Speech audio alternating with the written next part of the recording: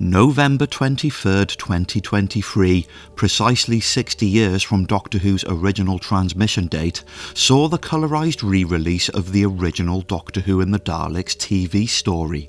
7 episodes of 25 minutes approx storytelling, condensed into one 75-minute TV movie, with some super slick editorial trimmings and delicious sprinkles of remastered goodness, which I didn't much care for, personally.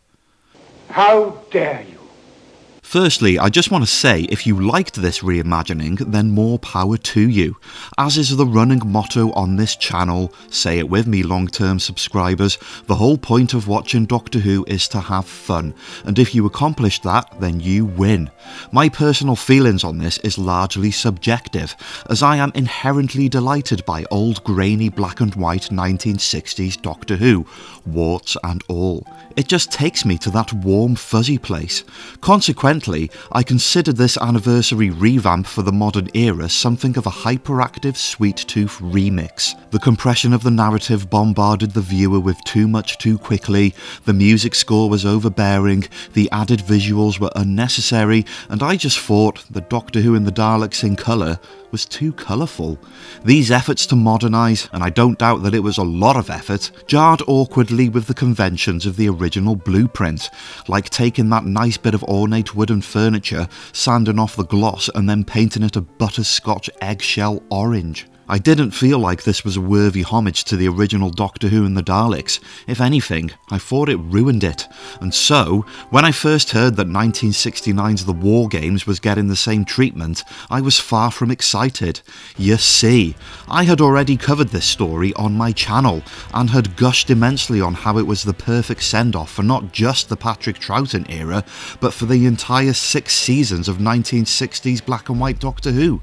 Whether this was the story's full intended purpose or not, it delivered a roundabout conclusion to that mystery established in the first ever episode. Where did this mysterious traveller come from, and why was he compelled to travel across the galaxy?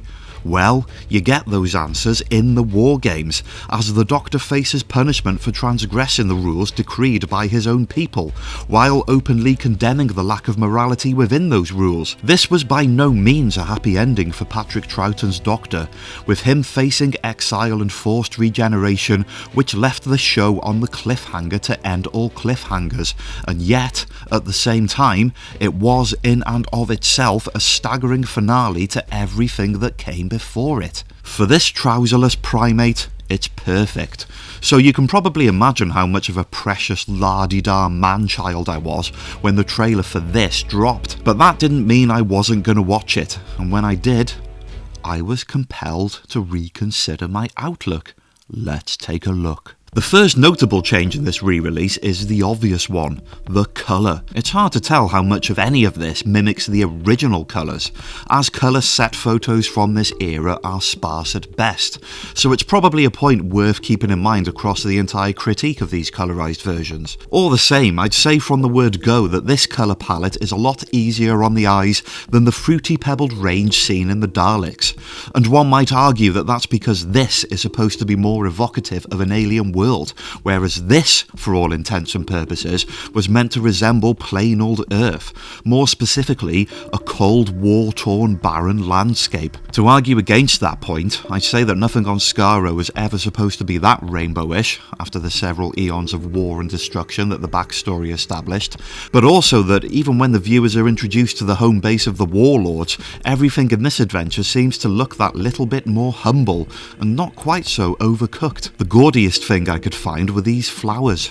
and maybe these magnetic shapes. There is something pretty damn neat about seeing the Doctor, Jamie and Zoe in colour, and the whole experience feels like, well, an episode of classic Doctor Who, just maybe perhaps one more reminiscent of the mid-70s rather than 1969, but it's all good. Secondly, the slimline edit of this new version actually feels like it's working in favour of the story.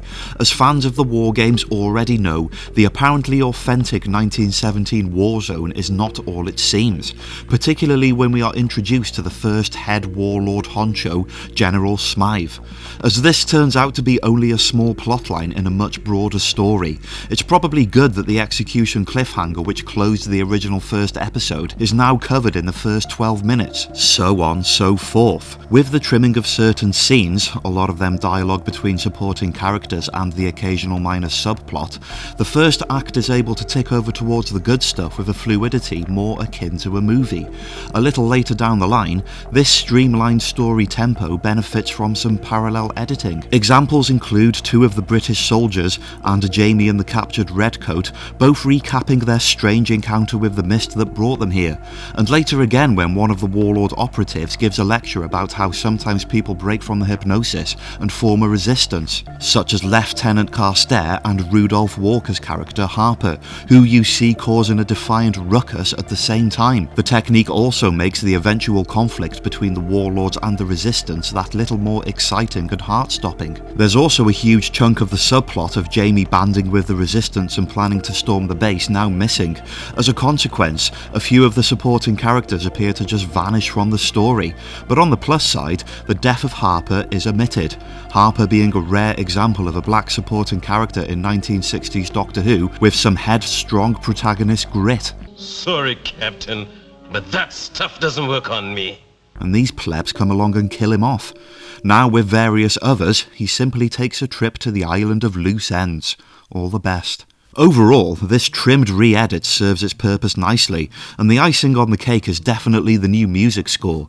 As with Doctor Who and the Daleks, I felt in the opening moments like it was superficial, like the sound was off and this music was actually something coming from a different sound system in the same room, but quick enough, it clicked. The soundtrack is in part a reimagining of the original high-pulse futuristic espionage tropes composed by Dudley Simpson, but mostly it's a new crafted brass orchestral composition that made me feel like I was watching an early Tom Baker story. Not a bad thing by any means. And there are several moments where it contributes to a heightened sense of drama, no less so than during those various parallel edits. And I do like how some, not all, but some of the sound effects get just a bit of a lift. No controversial changes to gun noises and the like. Oh, you can bet I'll get to the controversial sounds in due course. Just some added pop to a few of these explosions. It feels that right from the beginning, the balance was struck with more care in the colorized war games, with changes added only when necessary, and with a prevailing principle of less is more keeping this reimagining humble. The final act is a bit of a different story, I'll get to that in a minute. And on we get to the extra visuals. A hard sell for me at the best of times, because I don't like it when they meddle with old effects, even when those effects look decidedly ropey back in the day. But again, they just about got this right. There are so many bits, such as the fading away of various objects and the stop-motion construction of this communication box thingy, that they could well have wrecked with oversaturated visuals. But nope, they just left all of it as it was, and I couldn't be more grateful for that. I think they tweaked some mist here and there, but again, very subtle. There are of course a few custom-made visuals. For the sake of context and for establishing certain locations, you get a few extra TARDIS shots, more of the same ilk for the War Chief's knockoff TARDISes, a cosy establishing shot of Smythe's base of operations, and this recurring exterior of the Warlord's base at the centre of the war zone. It looks CGI to the max, but it is a cool design. It's got that imperial industrial vibe to it, and I like how it's surrounded by a mix of vehicles and heavy artillery from various periods of Earth's war-torn histories, planes, tanks, and what looks like trebuchets. Cool. 26 minutes into this version and the penny drops, with the Doctor figuring out that the Warlords are operating in the centre of the time zones. Cue this guy, the War Chief, if that is his real moniker, which this version of the story heavily implies that it isn't. Straight off the bat, various moments are tweaked to put greater emphasis on the fact that his life as a Time Lord gives him a keener interest in this, another Time Lord, bringing clarity to the glimmer of recognition that he and the Doctor have when they first see each other. And it's during this scene that we first hear the heartbeat of a Time Lord jingle, synonymous with this villainous Time Lord in the sound of the drums and the last of the Time Lords. could just be an ambiguous reference, I guess. I mean, after all, the sound of the drums is just the heartbeat of a Time Lord, and all Time Lords have that heartbeat, and yeah, in a scene a bit later on, they play Roger Delgado's master jingle from the 70s.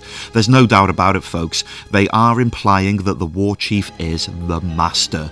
A move that's as bold as it is strange and also confusing and a touch silly. This was a decision made by your man Phil Collinson, who was one of the producers of this project. He told Doctor Who magazine that, "In my head, the War Chief was always the Master, and we've lent into that." Well, I'll let you battle that out with expanded media, sir, because different stories have different takes on this, some of which do imply that these are indeed the same person, albeit with a change of name, but also with a somewhat bulkier quantity of stories confirming that they are two completely different Time Lords. You gather the sense that the latter is the more generally accepted theory, and either way, I guess that fans were always free to choose to interpret this how they wanted, which is of course part of the fun. I'm not sure how righteous a move it was for Phil Collinson to impose his creative will over the War Chief conundrum, and it is sort of still ambiguous even now, kind of, as they are just jingles. If they really wanted to nail down the concept that he's the Master, they could have spliced in this footage or something, and when he's shot and supposedly killed, they do add a subtle New Who regeneration sound in the background, but mercifully, there's no audacious visual of him morphing into Roger Delgado or anything like that. Maybe this was to give viewers the freedom to reject this development if they so wish. Personally, I think it's more interesting to think of them as separate characters, with the War Chief being no more the Master than the meddling monk. I also read in this Radio Times article Collinson saying that it's brilliant, such brilliant Doctor Who, but when you imagine it's the Doctor and the Master, it becomes even more epic. You end up investing so much more in that character. I mean, what a finale for the second Doctor. I think it's one of the best Doctor finales there's ever been. And yeah, I'm inclined to agree with the latter part of that statement, but making the War Chief the Master really doesn't add much to the quality, as he doesn't even feature in the final act. Even the Warlord lasts longer than he does. Like it or not, however, it does add a new perspective to some of the conversations he has with the Doctor, and should you choose to acknowledge the amendments, there is a kind of fanboy coolness to seeing Troughton verbally sparring with the quote-unquote Master, like so many others after him. And yeah, the War Chief's keenness in exploiting planet Earth and its people for his own personal conquest is a very masterish trait. This is definitely a personal preference thing, and yet there is still that underlining feeling that to squash the efforts of numerous forms of expanded media is a little ill-advised. I'll leave it at that. Okay, another small concession I'm prepared to make on this, actually realising it, is that one of the stories that implies that the Master and the War Chief are indeed the same person is the novelisation of Colony in Space, Doctor Who and the Doomsday Weapon, which was written by Malcolm Hulke, who also co-wrote the War Games with Terrance Dicks. So he'd know, I guess, if you like. So there's that. Anyway, from the War Chief we get to the Warlord, Mr. Gond himself. His glasses are red. Who knew? It's still a blast seeing the Doctor pull his cunning ruse on every villain simultaneously, and helping these ragtag resistance fighters to cause a big old riot, and I applaud the decision to keep this scene of the security chief sneakily walking across the room during a shootout, as it is still the funniest looking thing ever done by a human, especially in colour. But enough of that, it's Time Lord time. Episode 10 of the War Games I consider to be sacred, even more so than the rest of the serial. I'd even like to amend the comments I made in my last vid about it being brilliant, and now proclaim it to be one of the greatest episodes of Doctor Who in the show's history. You all know how much I adore the Hartnell and Troughton eras respectively, however there are so many ways in which this send-off for those early chapters laid the groundwork for the Doctor Who that we all know and love today, with a clarity and identity that had not yet been fully developed. From the moment the Doctor makes the decision to contact the Time Lords and condemn himself to their sentencing, specifically done to save a community of people, everything about this story is perfect. Because of what transpired, this show would enter a brand new phase, the effects of which ripple across today's product, and so you'd think that I would pick 101 reasons to hate this new interpretation, and well, I don't, nor do I think it's perfect. let's break it down. The Doctor's initial effort to flee from the Time Lord's grasp is jazzed up considerably, with the new version omitting him landing underwater altogether and with numerous spinning TARDIS shots spliced in. There is also this. It is Gallifrey after all. Don't call it Gallifrey. That name given to the Time Lord's home planet has not yet been established in Doctor Who lore, nor is it mentioned here. I suppose it stands to reason that they'd add these new visuals, but to me it boils down to the same issue I had with the Dalek eyepiece visuals. It's evocative of a completely different era of Doctor Who. This colorization is lovely, as it is with the rest of the war games. This works, whereas this reminds me of all those Gallifrey shots from the Stephen Moffat era onwards, and therefore doesn't quite fit the mood of the piece. Maybe I'm just nitpicking here, but is there any way they could have made these effects look less, well, modern? The interior colorization I do like, white and blue beneath a purple glow, reflects the original simplicity of this set, and I'm all in for it. During the Warlord sentencing, some of the old drawings have been replaced with photographs. These two boffins fooling around with the controls aren't there anymore, not sure why they cut that out. In fact, the whole segment of the Warlord momentarily regaining control has been wiped clean from the narrative, but there is a nice added shot of his homeworld getting the dematerialization treatment, using the same force field effect of the original story. Warlords be gone. Onto the important bit. Sad music added to sad goodbyes to make sad sadder. Clips on the Fort channel of Quarks and Yeti. And who could forget the Ice Warriors? And ooh, they got colorized invasion clips. Cheers, fellas. They'll come in handy. Lots of added footage of the Troughton era here. You got the wheel in colour as well. Little hologram of planet Earth floating above their heads there. Once the Time Lords announce that the Doctor will be exiled to planet Earth, you get the next big change that a few of us probably saw coming. They replace those old sketches of next potential Doctors with a handful of your modern ones. Not sure if they thought this through, you know. Particularly with Capaldi, because the only reason why he had that appearance is because of an encounter the 10th had with this character in Pompeii. So the only reason the Time Lords could know that is if they looked into the Doctor's future time stream. And if they could, they probably wouldn't want to subvert that time stream by forcing these regenerations prematurely, unless they knew he would inevitably reject them all. I don't know. It's a nice touch, I guess. Capaldi's too old, Tennant's too thin, Jodie's too young, and he scorns Matt Smith altogether, which is a funny little touch as Smith's performance was largely inspired by Patrick Troughton. It's going to be another divisive decision which some may not appreciate, but I certainly don't think it reduces any of the effects of this final act. The War Games in colour concludes with a fresh out-the-box brand new scene, arguably the main attraction of this entire spectacle, and you know what? I love it. Despite the fact that Jon Pertwee looks like a rubbery blancmange in his first shot, the modern context of Doctor Who dictates that regeneration is an emotional affair, and therefore this new scene bridges the gap between this and this in the most charming way possible. The humble, dignified way he sat in his chair, the clip of him saying it's over with poignant new context, the kind words of his colleagues, the ever so brief showreel of his tenure.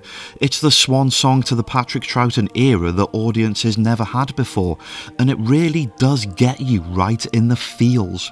And then the second Doctor is a goner. Of course, the big lore change here is that the third Doctor's first words are no longer, What are you doing? Shoes, let's find my shoes. but where am I? But the rest segues nicely into the iconic falling out the TARDIS opener of Spearhead from Space. They even gave a nod to the unit dating controversy, whereby Doctor Who lore can't quite settle on whether the Pertwee era was supposed to occur in the 70s or the 80s. Short version, they messed up the dates. Nice touch with the free Nestine pods in this visual as well. All in all, some neat attention to detail and a worthy addition to this iconic sequence of events. The conclusion to a story that, like the best of them, brings viewers into a place wholly different to where they started out just 90 minutes ago. The first thing I'll say to summarise my experience with the War Games in colour is that it's worth a watch by any Doctor Who fan. Should it be treated as a replacement for the original War Games? Nope, and I don't believe that's the intention anyway. Both are available to watch on BBC iPlayer at the time of writing this, though I can't tell you when that's going to change. Daleks in colour has already been zapped from the list. This condensed version makes for a more easily digestible delivery for those looking into the War Games for the first time, and has been repackaged for the sentiments of fans tuned into the stylings of modern Doctor Who. But I also find it a very well crafted homage to the 1969 blueprint, where the changes are made with the hope of making the War Games an even livelier experience. From my perspective, this is done to satisfy an effect almost consistently throughout, and obviously the most contentious alterations involve changing the original context of things, which is always going to be a risky move. And yet, the bits I dislike, I don't dislike intensely. My opinions are extremely nuanced, and whilst I know I always have the original to go back to, I ain't gonna lose sleep over a bit of CGI. And as for the War Chief Master thing, well, that's a matter of continuity. And as we all know, distinguished followers, continuity in Doctor Who is like that dust bunny in the gap between your fridge and the kitchen cupboard. Just because it's full of bits of food doesn't mean you should try and eat it. What? War Games in colour ain't perfect, but it's close enough. I enjoyed it immensely and would recommend it to all. In fact, I liked it so much that I'm willing to revisit the Daleks in colour, and maybe, just maybe, my feelings on that will change for the better. In the meantime, I have a fun question for you all. Which William Hartnell or Patrick Troughton adventure would you like to see get the in-colour treatment? Troughton's trickier than you might think because a lot of the best ones have missing episodes. Anyway, think it over and get in the comments. Thank you for watching this video, and I hope you enjoyed it. If you did, then it would be an honour and a privilege to see you over on my Patreon page at patreon.com/chosenchimp. For just £1 a month, you can become a distinguished follower and request your Doctor Who topic for coverage. I love talking about the classics in case you didn't already know, and yes, I'm prone to the odd Cyberman. But really, any Who-related stuff you want me to talk about, just hit me up and I'll think it over. Your contribution goes towards making this channel a bigger, smarter, stronger place, so your support will be greatly appreciated. Till next time, have a good one.